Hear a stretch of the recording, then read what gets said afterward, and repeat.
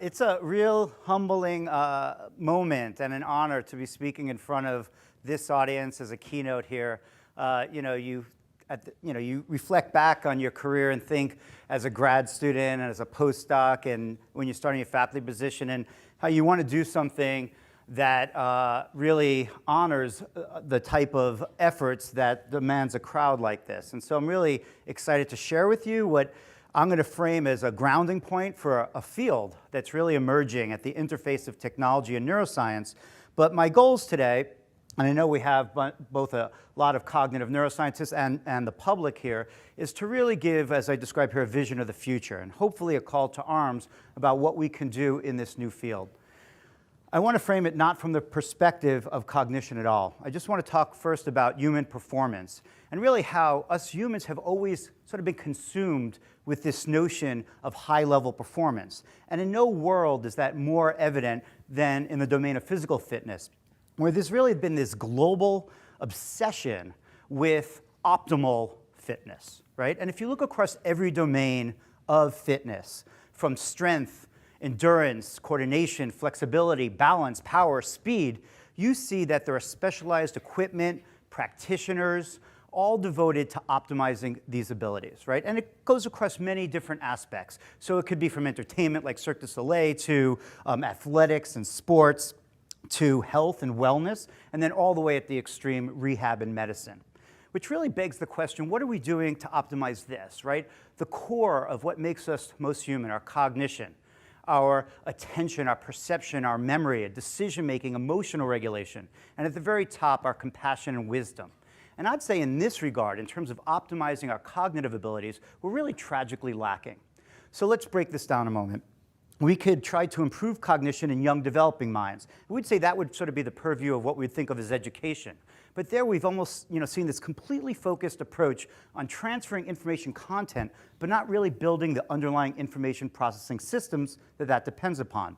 For adults, keeping our brains healthy throughout our lives, that would be, I guess, wellness. But everything's sort of been marginalized as alternative in that domain. And then the world that I'm from, neurology and psychiatry, it's treating deficits in those that are suffering from them. And we have numerous hurdles in that world as well. And that's what I want to do first, is to tell you why this field should exist. That's the first point that I want to make.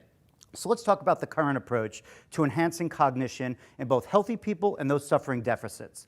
The first challenge that we face is that we have very poor assessments. So in the medical world, when someone goes to their physician and they have, let's say, an attention problem or a mood problem, we almost never know exactly what's going on inside their brains. All the amazing tools that you use of cognitive neuroscience really sit firmly in the scientific enterprise and do not translate into the clinical practice. Same thing in the classroom. Do we really know what's going on inside the brains of those young people who we're trying to teach? So I would say that without having those assessments available, we're really missing the opportunity to have targeted improvement. And that's the next problem.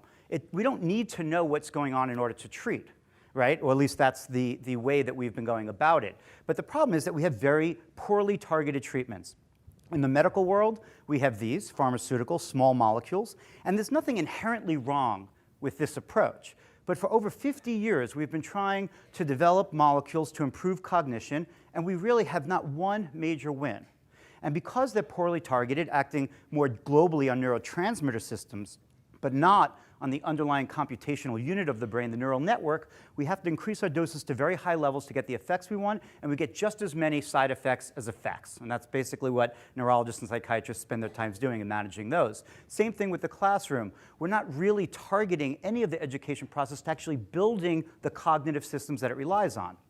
The other big problem is that they're completely non-personalized system. So we make our prescriptive advice based on large population studies that completely ignore all the individual differences of the brains in those studies. Same thing with curriculum in classrooms. They're not really focusing on the individual. The other problem is that practitioners, not the finest in the world, but many treat each of these, sort of the incumbents, as a holy grail, right? So one pill without even paying attention to things that we know are so critical